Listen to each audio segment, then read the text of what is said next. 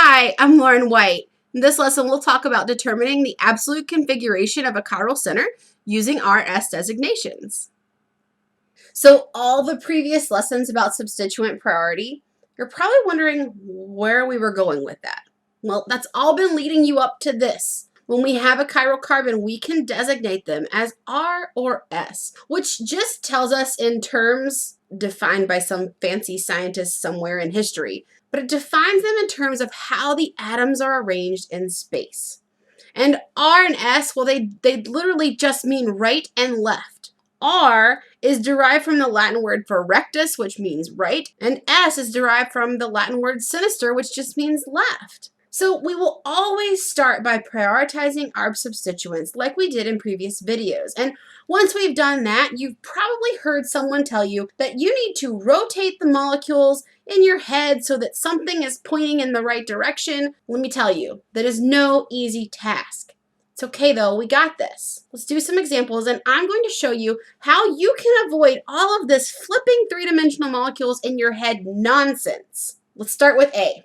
Now, you've seen these molecules before in videos about prioritizing substituents. So if you're not sure how to prioritize these, go back and check those out. But for this video, we're going to focus on actually coming to a conclusion about R or S nomenclature. So for part A, we know that bromine is the highest priority, chlorine is second, and then fluorine, and then hydrogen. Great. Now with this molecule, notice that our hydrogen is on the dashed wedge. This means that our hydrogen is going into the page. So we don't need to do anything fancy here. We don't have to think about rotating this molecule at all. The scientist who defined R and S said that the lowest priority group has to be in the back, has to be going into your page, and that's what we have here. Once we've prioritized our substituents, we draw a circle from the highest priority group to the second to the third, and we just skip right over that fourth one.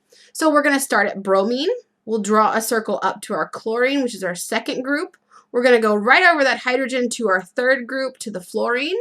All right, our circle. We drew it in a clockwise direction to the right. That means we would designate this molecule as R. Let's look at B. Again, we know our order here. Chlorine is the highest. OH is our second priority. The ethyl group is third, and our hydrogen is fourth. So we start drawing our circle. We start at chlorine, we go to the hydroxide, we go right over that hydrogen to our third group, the ethyl. Our circle is going clockwise to the right, so we'd call this R, right?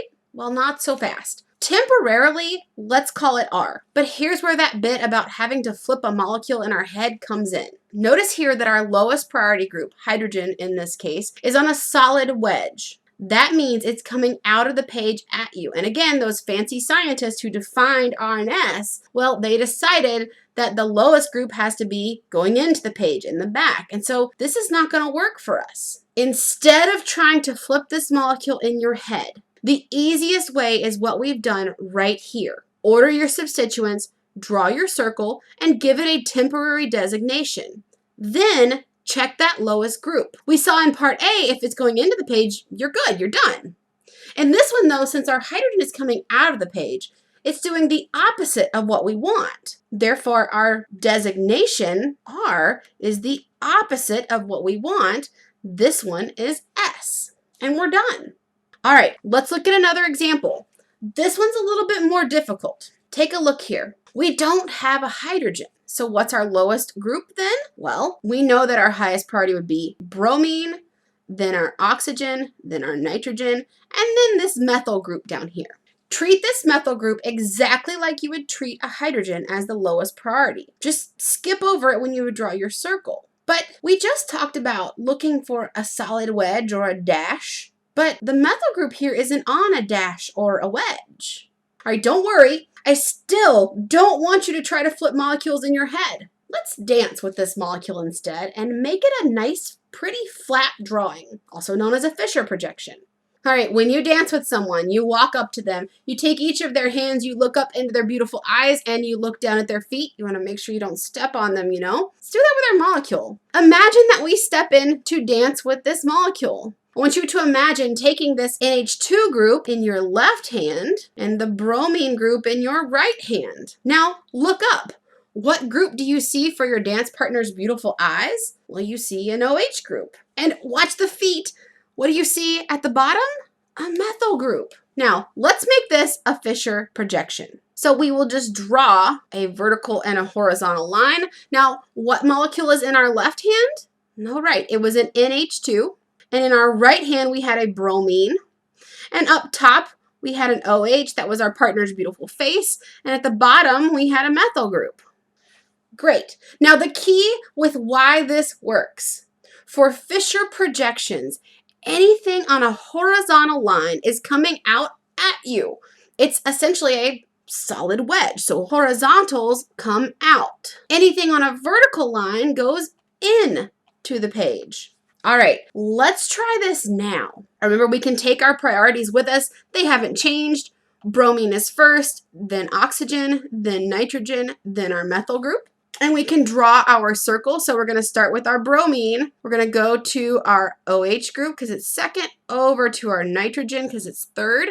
This is counterclockwise, which is to the left. Our temporary designation is S. Now let's check that methyl group. Is it going into the page or coming out of the page? Well, it's on a vertical line, so it's going into the page, which is exactly what we want. This molecule is, in fact, S. Now, remember, this is much easier than trying to flip molecules in your head, but it still takes some time. So if your lowest priority group is drawn on a dash or a wedge, you don't need to do all this.